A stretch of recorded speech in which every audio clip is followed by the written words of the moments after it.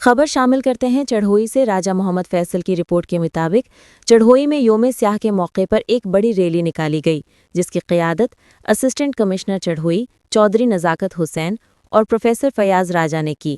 اس موقع پر تحصیلدار محمد شرازی، نائب تحصیلدار فیاض شاہ، ڈاکٹر امیر افضل، صدر انجمن تاجران سردار کبیر عنایت، راجہ مجاہد، پولیس تھانہ چڑھوئی سے اے ایس آئی رفیع اور A S I Zahid, member press foundation Azad Kashmir Sajid Aziz journalist, میاں محمد بخش پریس کلب کے ممبران، ٹریفک سرجن محتاب یاسین قریشی اور کالج کے پروفیسر صاحبان، تاجر اور مختلف سیاسی و سماجی شخصیات نے شرکت کی۔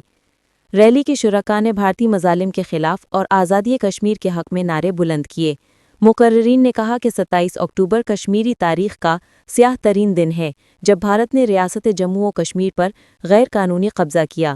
ریلی کے اختتام پر شہدائے کشمیر کے ایصال ثواب کے لیے دعا کی گئی اور شرکاء نے عہد کیا کہ آزادی کی یہ جدوجہد آخری سانس تک جاری رہے گی۔